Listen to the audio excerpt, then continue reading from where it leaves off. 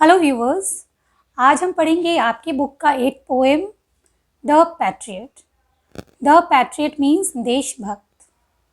ये लिखा गया रॉबर्ट ब्राउनिंग के द्वारा, जो एक इंग्लिश पोएट थे और प्ले राइट भी थे।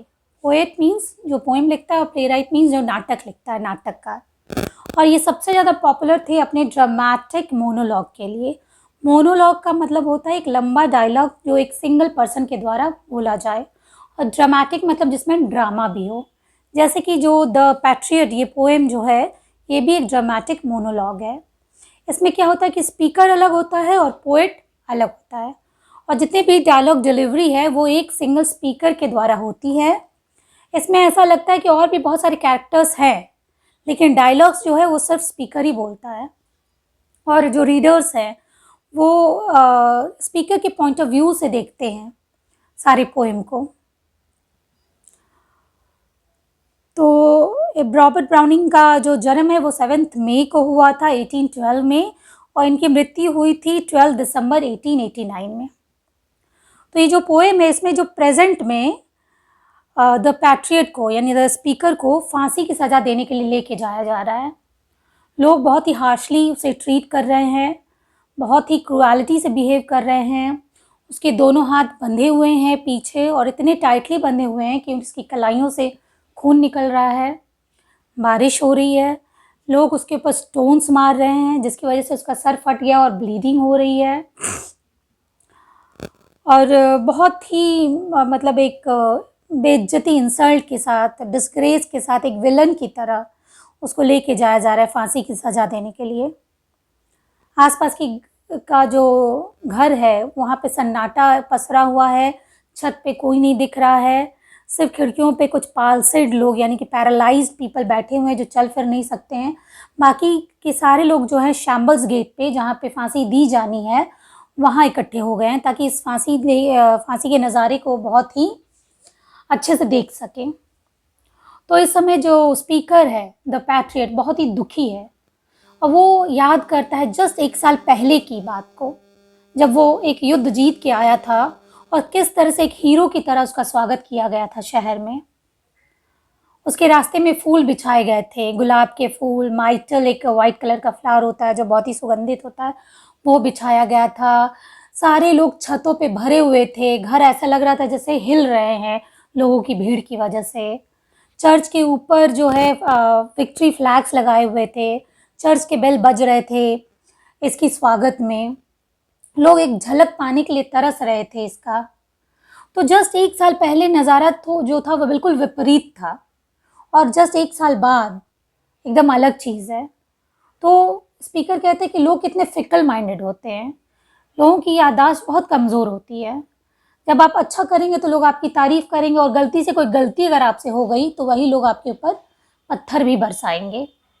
और इसलिए जो स्पीकर है द पैट्रियट बहुत दुखी है, और वो सोचता है कि ये लोग जो उसके अच्छे कार्यों को, उसके अच्छे इंटेंशंस को समझ नहीं पाए हैं, और उसको उसके अच्छे कार्यों का रिवॉर्ड नहीं दे पाए, बल्कि उल्टा पनिश कर रहे हैं उसको। तो वो इस दुनिया से बेहतर भगवान के घर पे ही है। भगवान उसकी अच्छी भावनाओं को, अच्छे कार्यों को समझेंगे और अकॉर्डिंगली भगवान उससे रिवॉर्ड देंगे। वो भगवान के घर में ज़्यादा सेफ है। तो उस वक्त जब उसको फांसी दी जा रही है, जब एकदम नेगेटिव सिचुएशन है, तब भी जो स्पीकर है वो काफ़ी ऑप्टिमिस्टिक है, काफ़ी पॉजिटिवली सोच रहा है कि वो अच्छा है, इस दुनिया से को छोड़ के वो जा रहा है भगवान के यहाँ, और भगवान के वहाँ वो बहुत अच्छे से रहेगा, बहुत सेफ रहेगा, भगवान उसकी सारी बातों को समझेंगे। तो इस तरह से ये बहुत ही आयरॉनिकल भी है कि जब उसको फांसी दी जा रही है, ऐसे सिचुएशन में वो दुखी होने के बजाय खुश है। तो चलिए अब हम पढ़ेंगे line by line. It was roses, roses all the way, with myrtle mixed in my path like mad. तो स्पीकर कहता है कि पूरे रास्ते में रोजेस बिछाए हुए थे। माइटल जो वाइट फ्लावर, खुशबू वाला फ्लावर है, वो बिछाया गया था। लाइक मैड मतलब इन ग्रेट एंथुजियाज्म, बहुत ही हर्ष और उल्लास के साथ लोगों ने पूरे रास्ते में गुलाब के फूल और ये माइटल के फ्लावर्स बिछा रखे थे। The house roof seem to heave and sway, घर की छत तो लोगों से इतनी ज़्यादा भरी हुई थी कि वो ऐसा लग रहा था जैसे छत हिल रहा है। The church spires flamed such flags they had. Church के टॉप पे विक्ट्री फ्लैग्स लगाए हुए थे. A year ago on this very day. एक साल पहले इसी दिन एक हीरो की तरह स्वागत किया गया था स्पीकर का. The air broke into a mist with bells. Into a mist with bells का मतलब है bells were rung to welcome the patriot.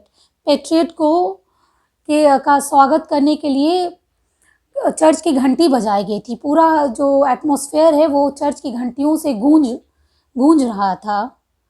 The old walls rocked with the crowd and cries. और जो शहर की जो पुरानी दीवारें थी वो हिल रही थी. इतना ज़्यादा शोरगुल था लोगों का. Had I said, good folk, mere noise repels, give me your son from yonder skies, they had answered, and afterward what else? लोग मुझसे इतने खुश थे उस वक्त कि लोगों से मैंने अगर कहा होता कि आसमान से लाके सन सूर्य मुझे दे दो तो वो खुशी खुशी ला के दे देते और कहते कि हाँ और आपको क्या चाहिए आप बताइए. Alack, it was I who leaped at the sun. Alack means alas, ये दुख का एक एक्सप्रेशन है. It was I who leaped at the sun. सूर्य की तरफ लपका means tried to do the impossible. कि मैंने उन लोगों से कुछ नहीं मांगा बल्कि मैं सूर्य की तरफ लपका. यानी कि एक टास्क जो बहुत डिफ़िकल्ट था, बहुत इम्पॉसिबल था, उसको करने की मैंने कोशिश की. To give it my loving friends to keep. अपने लविंग फ्रेंड्स को एज अ गिफ्ट देने के लिए, अपने कंट्रीमैन को गिफ्ट देने के लिए एक इम्पॉसिबल टास्क को मैंने करने की कोशिश की. Not man could do have I left undone. अगर मैं इस कार्य को नहीं करता तो कोई और नहीं कर पाता. And you see my harvest, what I reap. और आप देख सकते हैं उसके बदले मुझे क्या मिला है. This very day, now a year is run. A year is run means a year has passed.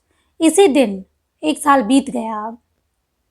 There's nobody on the house tops now. अब आप देख सकते हैं एक साल पहले ये छतें भरी हुई थी लोगों से मेरे स्वागत के लिए, पर अभी आप देख सकते हैं छत पे कोई नहीं है. Just a palsied few at the windows set. खिड़कियों के पास आप देख सकते हैं सिर्फ कुछ पैरालाइज्ड लोग जो चल फिर नहीं सकते हैं वो बैठे हुए हैं. For the best of the sight is all allowed at the shambles gate, or better yet by the very scaffolds for tightrow. सारे के सारे लोग जो है शैम्बल्स गेट पे जहाँ पे फांसी दी जानी है स्पीकर को, वहाँ पे सारे लोग इकट्ठे हो गए ताकि उस नज़ारा को बहुत अच्छे से वो देख सकें. कुछ लोग तो स्कैफोल्ड जो प्लेटफॉर्म है, जो स्टेज है जिस पे फांसी दी जानी है, कुछ लोग तो जस्ट उस स्टेज के नीचे खड़े हैं ताकि वो और अच्छे से फांसी लगते हुए देख सकें. I go in the rain and more than needs a rope cuts both my wrist hand. अभी बारिश हो रही है और मेरे हाथों को बहुत ही टाइटली बांधा गया है, इतना टाइटली कि मेरे कलाइयों से खून निकल रहा है. And I think by the feel my forehead bleeds. By the feel means मैं फील करके समझ सकता हूँ कि मेरा जो फोरहेड है वो ब्लीड कर रहा है, मेरे सर से खून निकल रहा है. For they fling means throw करना, मारना. For they fling whoever has a mind stones at me for my years misdeeds. कि जिसको मन कर रहा है वो मेरे ऊपर पत्थर मार रहा है मेरे सालों के मिसडीड्स के लिए, यानी ईवल एक्शंस के लिए, यानी बुरे काम के लिए. तो इस पोएम में ऐसा लग रहा है कि पोएट ने कुछ इम्पॉसिबल टास्क जो बहुत ही डिफ़िकल्ट था वो करने की कोशिश की है, लेकिन समहाउ जो चीज़ें वो गलत हो गई हैं, वो जो उसने करना चाहा है वो हुआ नहीं है, चीज़ें गलत पड़ गई हैं और लोग जो है पेट्रियट की भावनाओं को नहीं समझ पा रहे हैं, उसको गलत समझ रहे हैं और गलत समझ के उसको पनिश कर रहे हैं, उसको फांसी की सज़ा दे रहे हैं. और सालों पहले जो अच्छे कार्य किए थे स्पीकर ने, पेट्रियट ने, जो वो युद्ध जीत के आया था, वो सबको लोग भूल गए हैं. सारे अच्छे कार्यों को भूल के बस एक जो बुरा कार्य उनको दिख रहा है उसको याद करके लोग उसे फांसी की सज़ा दे रहे हैं, उसके साथ बुरा व्यवहार कर रहे हैं, उसके ऊपर पत्थर फेंक रहे हैं. Thus I entered, thus I go. Patriot कहता है कि मेरी एंट्री एक हीरो की तरह हुई थी और मैं एक विलन की तरह, एक बेइज्जत प्रिजनर की तरह, डिसग्रेस्ड प्रिजनर की तरह, बहुत ही बेइज्जती के साथ मेरा यहाँ से एग्जिट हो रहा है, बहुत ही बेइज्जती के साथ मैं यहाँ से जा रहा हूँ.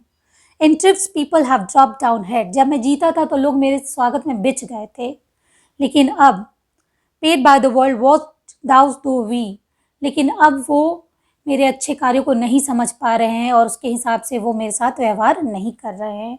मी God might question now instead, it's God shall repay, I am safer so. तो कवि कहता है कि इस दुनिया में रहने से अच्छा है कि मैं भगवान के पास जा रहा हूँ। भगवान मेरे अच्छे कार्यों को, मेरे अच्छी भावनाओं को समझेंगे और भगवान मुझे उसका रिवॉर्ड देंगे, और इस दुनिया से बेहतर है कि मैं भगवान के घर ही चला जाऊँ। तो यहाँ पे जब उसको दुखी होना चाहिए, तब भी जो पैट्रियट है, स्पीकर है, खुश है कि वो इस दुनिया को, इस बुरी दुनिया को जहाँ पे लोग बिल्कुल फिक्कल माइंडेड है, किसी की अच्छी बातों को ज़्यादा देर तक याद नहीं रखते हैं, एकदम तुरंत तुरंत एक्शन लेते हैं, अच्छी चीज़ों को देखते हैं तो तारीफ़ करते हैं और बुरी चीज़ को देखते ही पत्थर बरसाने लगते हैं। ऐसी दुनिया को वो छोड़ के भगवान के पास जा रहा है। तो द पैट्रियट जो है वो अभी खुश है। ये काफ़ी आयरॉनिकल है, लेकिन फिर भी हम कह सकते हैं कि एक बहुत ही आशावादी है स्पीकर। चलिए इस पोएम के पोएटिक डिवाइसेस को देख लिया जाए। इसमें राइम स्कीम है ए बी ए बी ए, यानी इसका जो फर्स्ट लाइन है वो राइम कर रहा है थर्ड लाइन और फिफ्थ लाइन के साथ, और सेकेंड लाइन राइम कर रहा है फोर्थ लाइन के साथ। जैसे कि आप देख सकते हैं वे, स्वे, बेल्स, क्राइज, ब्लीड्स, मिस्टीड्स एक्सेट्रा। इसमें बहुत सारी इमेजरीज का भी प्रयोग किया गया है, जैसे विजुअल इमेजेस जो हम विजुअलाइज कर सकें, देख सकें दिमाग में, जैसे कि the path strewn with roses and myrtle, the church spires blazing with flags of victory, the few paralyzed persons sitting at the window, the patriot being led in the rain with his forehead bleeding। और इसमें auditory images भी है, यानी जो हम सुन सकें, दिमाग में जैसे सुनने जैसा महसूस कर सकें, जैसे कि the ringing of the church bells, the joyous cries of the crowd. That's all viewers. I have explained everything in my opinion. मैंने बहुत अच्छे से इस पोएम को समझा दिया है, लेकिन फिर भी आपको कुछ भी डाउट हो तो आप नीचे कमेंट बॉक्स में पूछ सकते हैं। I'll be more than happy to answer it. So please ask your doubts. Feel free to ask your doubts. Thank you. Bye bye.